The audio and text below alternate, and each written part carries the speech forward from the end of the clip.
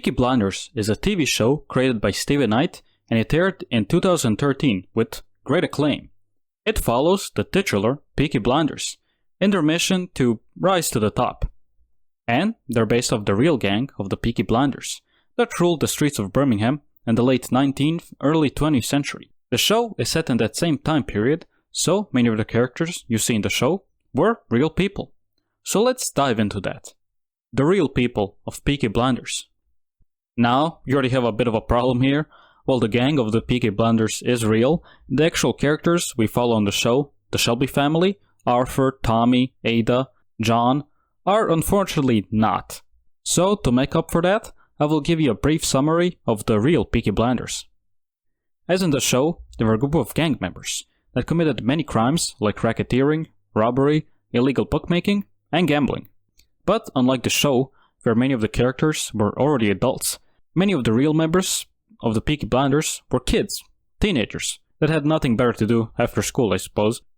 They did have their signature caps with razor blades in them, which is how they got their name, Peaky Blinders. According to historians, it could also be from the slang term, blinder, which is used to describe anyone with a dapper appearance, and peaky being any flat cap with a peak. They pretty much ruled the streets of Birmingham from 1880 to 1910, causing many issues for the government. While the show liked to depict the gang doing a lot of organized crime, in reality, the actual Peaky Blinders really enjoyed messing with the police and the average citizen. If you're a fan of the show, you'll notice that the reign over Birmingham ends before World War I, while in the show, their gang is alive and well in 1919, looking to expand their territories. Both the real and the show Peaky Blinders went in the same direction, racecourse tracks, and ran into the same issue, Billy Kimber. And sadly, the reality of it isn't as kind to the real Peaky Blinders as the show was, because they lost the Birmingham boys and the gang was no more. But the term Peaky Blinder stayed.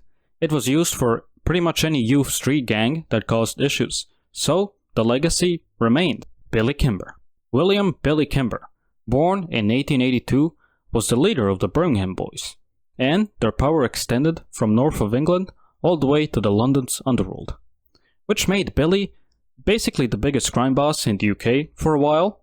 Now, back in those days, only gambling allowed in England was the horse race tracks, which made Billy invest more and more into it to capitalize as much as possible.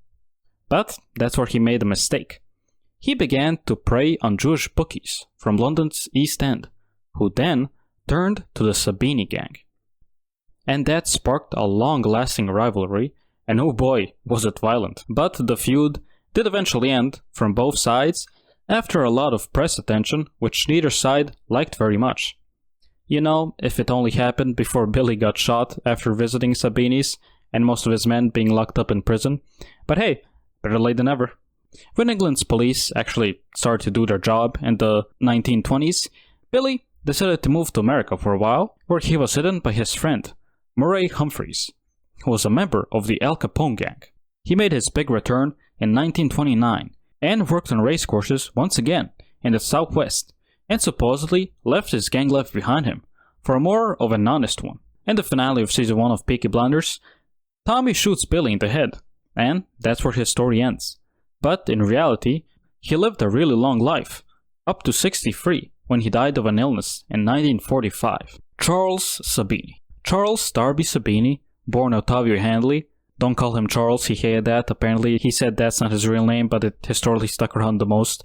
But hey, just move on. He was born on the 11th July in 1882. Sabini attended school at Drury Lane Industrial School. It was a school that was specifically designed for children that were at the highest risk of delinquency. So I guess they were right. He left that school in July in 1902, and after that he became involved with a boxing promoter called Dan Sullivan. Sullivan saw a lot of potential in Sabini as a future prospect, was unwilling to train, so he became a bouncer instead. Sabini rose in power in 1920s. After a member of the Elephant Gang, yes, that's what they called themselves, went into a bar that was frequented by the Italian gang members. When he made some noise and insulted the barmaid, Sabini knocked him out in one punch, breaking his jaw, which made him really famous. And as the leader of the Sabinis, he dominated the London's underworld and the racecourse tracks throughout the south of England for much of the early 20th century. Sabini, at the height of his power, had a lot of connections, from police to judges, which just made it easier for him to conduct his business. But as the money became tighter and tighter, he decided to pivot his business a bit on opening clubs and protection. Now in the show, Sabini's downfall comes from Thomas Shelby, but in reality, his end is a bit different and honestly more ridiculous. The first step was Second World War. Sabini was arrested on the accounts of possibly being a spy because he was Italian, but Sabini refuted that because of his inability to speak Italian. He was released in 1941, but he was soon thrown in jail right after for 3 years on the basis of receiving stolen goods. And now for the second reason, a newspaper article. The British press released an article that outlined Sabini's criminal works, and Sabini absolutely hated that and decided to sue them. But he did not show up to the hearing because, according to him, he cannot afford the £75 fee for a lawyer, which is around 45 grand in today's time, and as a result, he was assessed a total of £775 against him, or something short of 46,000 now, and you can assume this did not do well for his reputation, so he had to step down as the leader of Sabini's and let one of his family members take over, just for them to be overtook by another gang, and I think that gang also got overtook by another one. So yeah, Sabini's end is quite anticlimactic, and similar to Kimber, Sabini lived a long life and died of an old age on October 4th in 1950 at the age of 62. Alfie Solomons. Ah yes, everybody's favorite Alfie Solomon, or Alfred Solomon. Now, there's not much information to go off here, unfortunately. There's not that much known about him, but there are some similarities to his show counterpart. Like, he was partnered with Darby Sabini. In the show, they were shown to have a bit more tension between them, but it seems in actuality, they worked pretty well together. Write it down. It's alright, come on. And he did have a distillery. Like Bonnie Halls.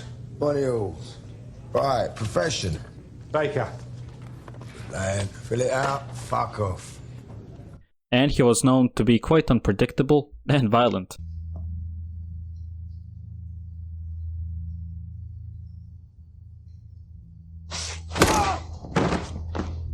Now after this, there's not much to be said. He, with his brother, protected the Jewish bookmakers at the tracks, where the brothers were both known to be feared and famed. Now there's just one piece of information left to say, is that there's a letter he wrote to the government about being a possible police informant and wanting protection for himself, for the people he suspected wanted to kill him. Now that's pretty much it, besides that the letter he wrote was apparently very well written, and that's pretty much about it. All information about Alfie are pretty much non-existent after 1930. So yeah, the show took quite a lot of liberties because, well, there's not much to go off. Jessie Eden.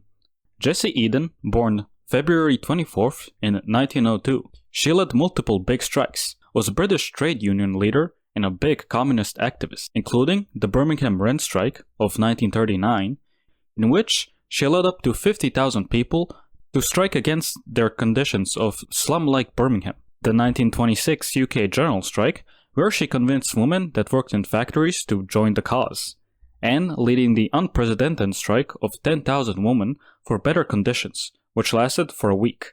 Eden noticed in the factory that her supervisors were monitoring her work very closely, and she found out, because of her speed and efficiency in her work, they planned to use her as a future business standard. After hearing about this, Eden went to Amalgamated Engineering Union, or AU for short, but they did not allow women to join their cause, because 1930s England and all, so she went somewhere else, a Transport and General Workers Union, and they accepted her, so the strike was on. 10,000 women left the factories, and the Lucas Electronics factory, which is the name of the place, had no option but to back down. The strike was a big success. Her accomplishments were noticed, and she did receive a model for her works. She was awarded the TNG Gold Medal from Ernest Bevin. Now Eden disappeared for a while, or so the people thought, because she actually went to the Soviet Union for 2 years. She wanted to help the women building the Moscow metro in 1934, Unfortunately, because of the language barrier, she did not find as much success as she did home. So she made her way back to England and was still a big activist. She was married twice. Her first marriage didn't work out because he was not supportive of her works and differing political ideas, but then she married Walter McCulloch, who supported her and was a fellow activist too. Well, in the show, they gave her a whole sad, sappy backstory so Tommy could fuck her. Now, we get to the interesting part here. Eden is the most controversial character on the show, mostly for how they're depicted versus what they actually do. People who knew Eden hated how she was portrayed in this show, from the bathroom scene to the aforementioned Tommy scene that caused some outrage about the treatment of her character. And I do think there's a point to be made here about the treatment of her character, but I suppose it is the Thomas Shelby show, so yeah. Eden passed away in Birmingham on the 27th September of 1986. Arthur Biggie. Arthur Biggie? Wait, do you mean Arthur? But you said Shelbys aren't real people. Yes, this is Arthur, but not the one you're thinking of. It's this guy. Yeah, him.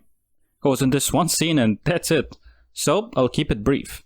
Arthur Biggie, born on June 18th in 1849, was a British Army officer and courtier. Biggie was appointed private secretary to Queen Victoria in 1895 and suffered until she passed away. He was then appointed to private secretary to her grandson, the Duke of Cornwall and York, who turned later King of Wales. You might know him as George V, no big deal, and he served him until his death in 1931. He had quite a good relationship with him and even had some input on his decisions. He persuaded the king to deny asylum to Tsar Nicholas II and his family, who were thus forced to remain in Russia, and who were then murdered by the Bolsheviks, so yeah, I can imagine they didn't quite like that. Brilliant Chang. Brilliant Chang, also dubbed as the Mastermind and the Dope King by the British press, he was highly educated and knew multiple languages. He moved to England in 1913 as a student and opened a restaurant in Birmingham, which was a cover for his operation of selling drugs. Chang almost exclusively dealt to young women. He would supposedly charm them by saying notes to them in his restaurant, saying how beautiful they looked. Because of his supposed charm, charisma, and exotic feel, he managed to have quite a large audience with women. The police did conduct a drug raid, but unfortunately they didn't manage to arrest him at the time. His demise came in a bit different way. Frida Elaine Compton. Frida was a 21-year-old dance hostess that died of an overdose on March 6 in 1922. Her friend Rose Heinberg was a big witness in this case against him. She apparently overheard a conversation between the two of them. Frida apparently asked him if he could die from a cocaine overdose, to which Chang replied, "No, only if he put cocaine into water." In court, Chang of course denied every allegation. He refused to admit he sold any drugs, or even know what the word dope is.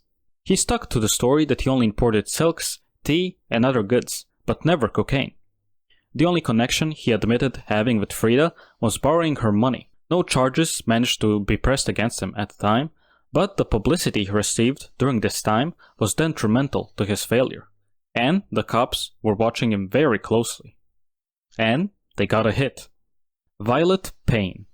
On February 23rd in 1924, police caught Payne in the Commercial Tavern with unknown substance, which, when they searched, realized was cocaine.